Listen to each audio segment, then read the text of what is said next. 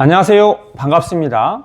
자, 이름을 영어로 하면 name입니다. name. 그런데 이름을 붙인다 또는 이름 붙이기 그러면 naming 이렇게 말합니다. name, naming 이렇게 말하는 건데요. 법안에 이제 사람 이름 또 특정 이름을 붙이잖아요. 제가 먼저 방송해 드린 것처럼 뭐 민식이법, 구하라법 이런 식으로 또 지금 방송해 드리는 것은 김영란법이 주제가 되는데 김영란법 이런 식으로 사람 이름이 들어갈 때 이걸 네이밍이라 그러는데 이 법안을 네이밍 법안 또 법안 네이밍 이렇게 이야기할 수가 있겠습니다. 자, 이 기사는 2023년 10월 1일자 서울신문 김주환 기자의 기사인데요. 제가 이렇게 연도와 신문과 기자 이름을 밝히는 것은 팩트라는 것, 제 주장이 아니라 신문에서 기자들이 주장했던 내용이다. 이걸 알려드리기 위한 겁니다. 단순한 기사 리뷰가 아니고요. 왜냐하면 제가 주장한다 그러면 뭐 이름 없는 시인이 또 이름 없는 유튜버가 이렇게 주장한다 그러면 주목도가 없는데 과거에 이게 서울신문에서 이런 주장이 있었다. 이게 아주 중요하잖아요. 또 제가 먼저 방송은 2020년 9월자를 알려드렸다면 이것은 2023년 10월자이니까 1년도 채 안 된 작년 가을의 주장이었다. 그러니까 이미 작년 가을에도 법안 네이밍 또 네이밍 법안이 괜찮나? 의문을 제기했다라고 할 수가 있는 것이죠. 법안 네이밍 또는 네이밍 법안은 뭐 땡땡땡법, 땡땡땡 방지법 이런 건데요. 자, 그 중에 오늘 기사를 통해서 제가 중심적으로 밝혀드릴 것은 김영란법입니다. 김영란법 많이 들어보셨죠? 그런데 정확하게 이게 어떤 법인지는 잘 모릅니다. 국회의원들은 자기들이 이제 이 법안을 위반하고 개정안 발의하고 또 법 전문가들이니까 뭐 무슨 법 그럼 잘 알잖아요. 근데 일반 사람들은 몰라요. 그러니까 더더욱 이 네이밍 법안이 사실 안 좋다라고 할 수가 있겠는데 이 김영란법 정확하게 말씀드리면 부정청탁 및 금품 수수 금지에 관한 법률입니다. 그러니까 부정청탁하지 말고 금품 수수하지 말라라는 이런 긴 법안인데 이거를 줄여서 이제 뭐 국회의원들이나 언론에서 김영란법 이렇게 썼었죠. 자, 그런데 문제는 뭐냐면 이 김영란법 이름이 왜 붙었냐면요. 당시 김영란 대법관이 국민권익위원장이었습니다. 그래서 국민권익위원장인 김영란 대법관 이름을 따서 김영란법 이렇게 붙인 겁니다. 그리고 김영란법 그러면 부정청탁 및 금품 수수 금지에 관한 법률인 건데요. 자, 그런데 정작 당사자는 이름을 붙이지 말고 청탁금지법으로 불러달라라고 요청을 했습니다. 왜 그러냐면 당사자가 생각할 때 자기 이름인 김영란법 이렇게 붙여놓으면 이게 법 내용이 표시가 되지 않고 법 내용이 드러나지 않는다는 겁니다. 그러니까 예를 들어서 청탁금지법 그러면 처음 듣는 사람도 딱 알잖아요. 그런데 김영란법 그러면 처음 듣는 사람은 뭐가 뭔지 몰라요. 그 다음에 이게 1년 지나고 2년 지나 3년 지나 그러면 또 일반 들었던 사람들도 저도 헷갈려요. 하도 사람 이름을 넣은 네이밍 법안이 많다 보니까 처음에는 그때는 아는데 나중에 가면 김영란법이 뭔지 아리송해집니다. 그러니까 당사자가 청탁금지법으로 불러달라.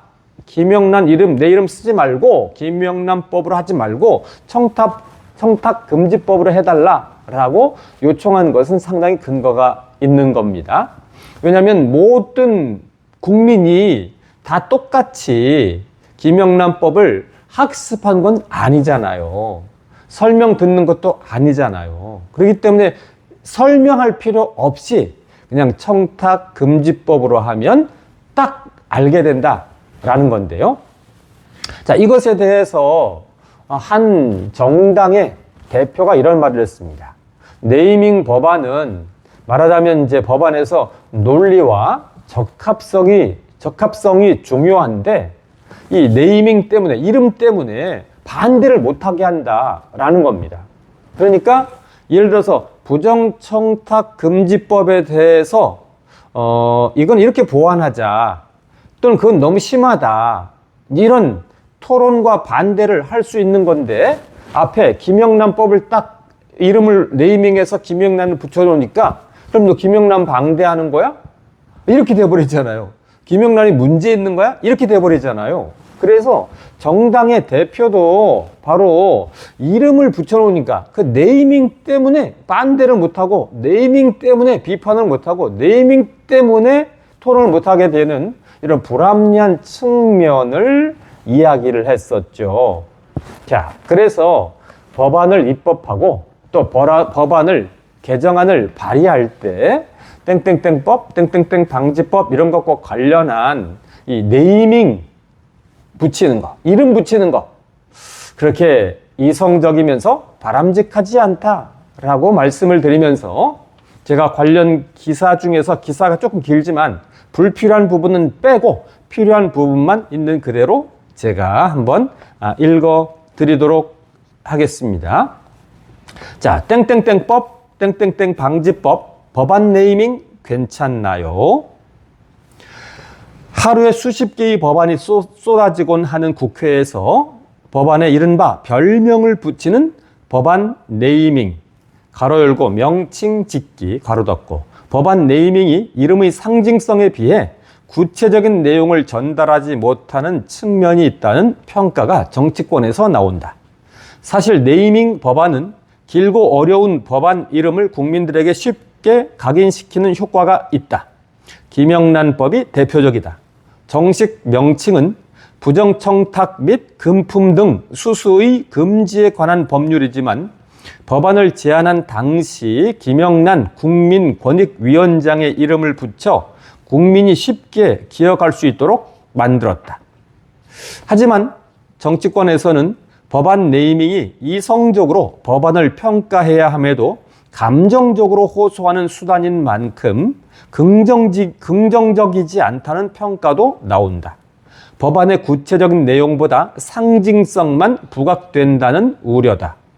실제 김영란법의 당사자인 김영란 전 대법관은 김영란법이라는 이름으로는 법의 내용이 드러나지 않는다며 청탁금지법으로 불러달라고 요청한 바 있다.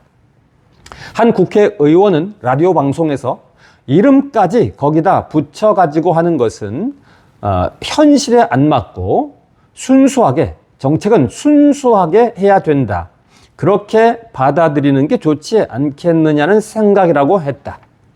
이외에 민식이법으로 명명했던 도로교통법 일부 개정안 및 특정범죄 가중처벌 등에 관한 법률 일부 개정안은 법안은 발의됐을 당시 동정 여론으로 인해 국회에서 사고 3개월 만에 졸속 통과됐다.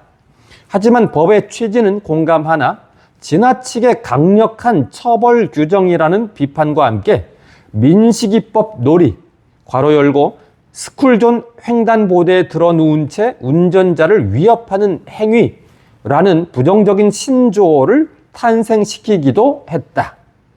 한 정당의 대표는 지난 21일 본인의 유튜브 채널에서 네이밍 법안에 대해 법이라는 것은 논리와 적합성이 중요한데 그걸 빼놓고 최대 다수의 공감을 이끌어내기 위해서 네이밍법을 쓰다 보니까 문제점이 예상되어도 반대하기 어려운 상황을 만든다며 비판했다. 자, 2023년 10월 1일자 서울신문 김주환 기자의 기사인데요. 정말 공감되는 기사입니다.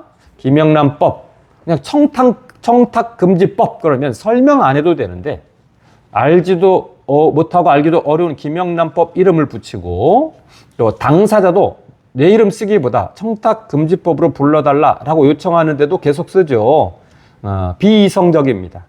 너무 감정에 휘둘리고 법정신, 법의 이성에 근거를 두지 않는, 인간의 감정을 자극하고 감정에 근거를 두면서 그냥 감정에만 호소하는, 그러니까 법 이성과 인간의 감정 호소 서로 상충하는 건데, 이것에 관한 좋은 지적, 좋은 통찰력을 제공해 준 내용이었다라고 말씀을 드립니다. 자, 들어주셔서 감사합니다. 고맙습니다.